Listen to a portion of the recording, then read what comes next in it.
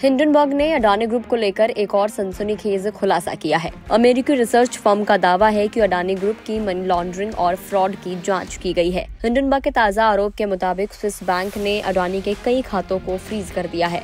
Swiss bank ने 31 crore dollar यानी कि करीब 2600 करोड़ रुपए से ज्यादा की रकम को फ्रीज किया है और इस मामले में साल 2021 से जांच चल रही है। एक तरफ सेबी चेयरपर्सन के खिलाफ हिंडनबर्ग की रिपोर्ट ने हलचल मचा रखी है, वहीं एक बार फिर अडानी ग्रुप पर ताजा मामला काफी गंभीर है। क्या कुछ इसके डिटेल्स हैं, अडानी ग्रुप ने इस पर क्या कुछ सफाई दी है, चलिए वीडियो में जानेंगे। खास बात तो ये है कि ये जांच करीब 3 साल से चल रही है। अडानी ग्रुप का ये ताजा मामला गंभीर और अडानी ग्रुप के लिए चिंताजनक हो सकता है, वो भी ऐसे वक्त में जब ग्रुप फंड रेज करने के लिए रिटेल इन्वेस्टर्स की तरफ रुख करने की प्लानिंग कर रही है। अब निवेशकों की नजर अडानी ग्रुप के शेयर्स पर देखने को मिलेगी और शुक्रवार को अडानी ग्रुप के शेयर्स में थोड़ी गिरावट भी देखने को मिल रही है। हिंडनबर्ग रिसर्च ने सोशल मीडिया प्लेटफॉर्म एक्स पर पोस्ट में कहा कि स्विस अधिकारियों ने अडानी ग्रुप से जुड़े मनी लॉन्ड्रिंग और सिक्योरिटीज पर फ्रॉड के आरोप में जांच के तहत 6 अकाउंट्स में डिपॉजिट 31 करोड़ डॉलर यानी कि 2600 करोड़ रुपए फ्रीज कर दिए हैं। ये जानकारी अमेरिकी शॉर्ट सेलर हिंडनबर्ग ग्रुप ने हाल ही में जारी स्विस क्रिमिनल कोड के रिकॉर्ड का हवाला देते हुए दी है। पोस्ट के मुताबिक ये जांच करीब 3 साल यानी कि 2021 से चल रही है और इसमें भारतीय ग्रुप से जुड़ी संदिग्ध ऑफशोर फर्म से जुड़े फाइनेंशियल ट्रांजैक्शंस को भी हाईलाइट किया गया है। हिंडनबर्ग ने स्विस मीडिया रिपोर्ट्स का हवाला देते हुए कहा कि प्रोसिक्यूटर्स ने बताया है कि कैसे अडानी के एक सहयोगी फ्रंटमैन ने BVI, मॉरिशस और बरमुडा के संदिग्ध फंड्स में निवेश किया था। इन फंड्स का ज्यादातर पैसा अडानी ग्रुप के शेयर्स में लगा था। ये जानकारी स्विस क्रिमिनल कोड के रिकॉर्ड से मिली है। अब अडानी ग्रुप का भी इसके ऊपर बयान आ गया है। उन्होंने इस आरोप को खारिज कर दिया और इसे बेसलेस बताया है। भारत के अडानी ग्रुप ने गुरुवार देर रात को कहा कि स्विस अदालत की किसी भी कार्यवाही में उसका कोई हाथ नहीं है।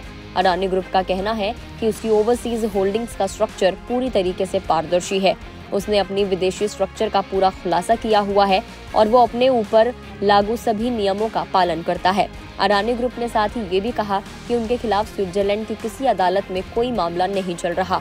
ग्रुप की किसी कंपनी का नाम ऐसे किसी अदालती डॉक्यूमेंट्स में नहीं आया है और ना ही उनसे इस बारे में कोई सफाई मांगी गई है। एक्चुअल में हर कोई ये सोच रहा था कि अडानी हिंडनबर्ग के बीच की लड़ाई अब खत्म हो गई है, लेकिन ऐसा नहीं हुआ। नई रिपोर्ट ने इस जंग को एक बार फिर से हवा दे दी है।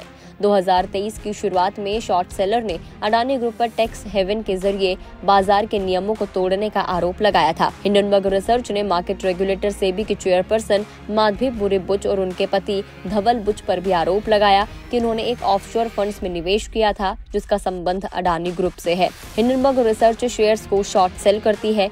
इसका मतलब ये है कि ये उन शेयर्स को लेती है और उम्मीद करती है कि उनकी वैल्यू गिर जाएगी। जब शेयर्स की वैल्यू गिरती है तो हिंडनबर्ग रिसर्च उसे कम कीमत पर वापस खरीद लेती है और मुनाफा कमाती है। अडानी संघ विवाद के चलते इसने काफी सुर्खियां बटोरी है। अब इसमें 2 बातें सामने आई हैं, जिसमें एक ये है कि हिंडनबर्ग ग्रुप ने कहा है कि स्विस क्रिमिनल कोड के रिकॉर्ड्स में जानकारी सामने आई है कि अडानी ग्रुप का मनी लॉन्ड्रिंग और सिक्योरिटीज पर फ्रॉड की जांच चल रही है स्विट्जरलैंड में और साथ ही स्विस बैंक ने उनके 31 करोड़ डॉलर से ज्यादा की रकम को फ्रीज भी कर दिया है। वहीं इस मामले में अडानी ग्रुप का कहना है कि ये पूरी तरीके से बेसलेस है, उनका स्ट्रक्चर पूरी तरीके से पारदर्शी है और उन सारे आरोपों को अडानी ग्रुप ने खारिज भी कर दिया है।